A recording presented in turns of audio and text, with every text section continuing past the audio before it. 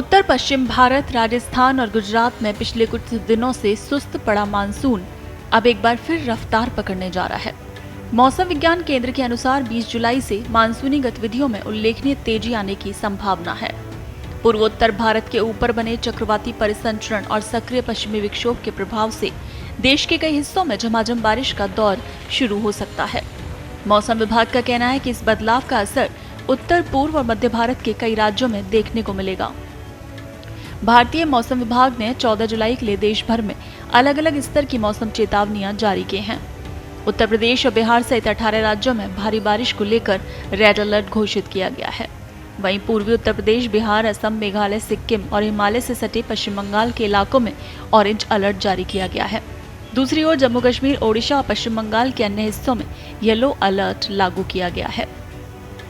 हालांकि देश के कई हिस्सों में भारी बारिश का अनुमान है, लेकिन राजस्थान, पश्चिमी मध्य प्रदेश, आंध्र प्रदेश और पाकिस्तान से लगे गुजरात के सीमावर्ती क्षेत्रों में लोगों को फिलहाल लू और गर्म हवाओं का सामना करना पड़ सकता है। मौसम विभाग का कहना है कि इन इलाकों में मानसून की गतिविधियां अभी कमजोर बनी हुई हैं। उत्तर प्रदेश में आज 22 जिलों के लिए बारिश की चेतावनी जारी की गई है, जिसमें 8 जिलों में अत्यधिक भारी और 5 जिलों में भारी बारिश होने की संभावना है। पिछले कुछ दिनों में गोरखपुर में 168 मिलीमीटर बारिश दर्ज की गई, जिससे कई इलाकों में जलभराव की स्थिति बनी। इसके बावजूद प्रदेश में 1 जून से अब तक केवल 158.8 मिलीमीटर बारिश हुई है, जो कि सामान्य से 17% कम है।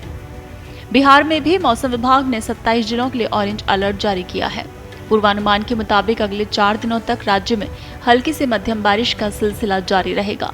हालांकि इस मानसून सीजन में बिहार में अब तक सामान्य से 47% कम बारिश रिकॉर्ड की गई, जिससे खेती और जल संसाधनों पर असर पड़ने की आशंका बनी है।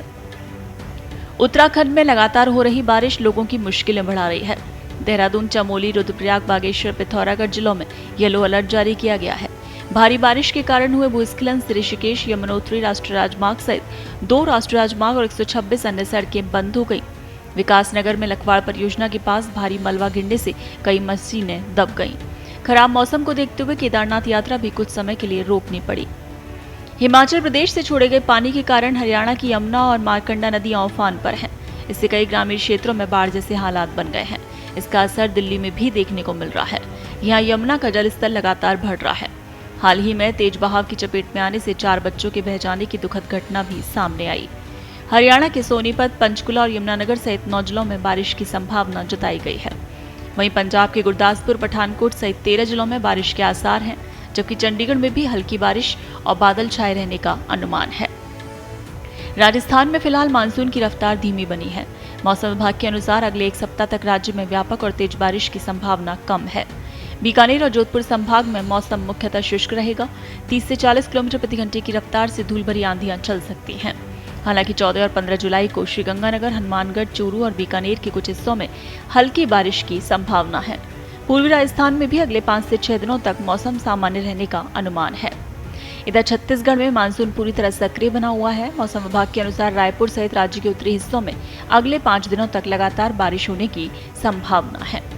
मौसम विभाग ने लोगों से भारी बारिश वाले क्षेत्रों में सतर्क रहने, अनावश्यक यात्रा से बचने और स्थानीय प्रशासन द्वारा जारी दिशा निर्देशों का पालन करने की अपील की है।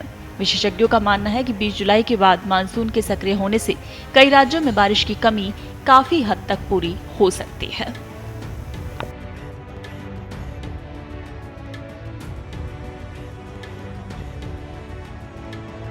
देश दुनिया की ताजा खबरें और वीडियोस के लिए अभी डाउनलोड करें पत्रिका ऐप।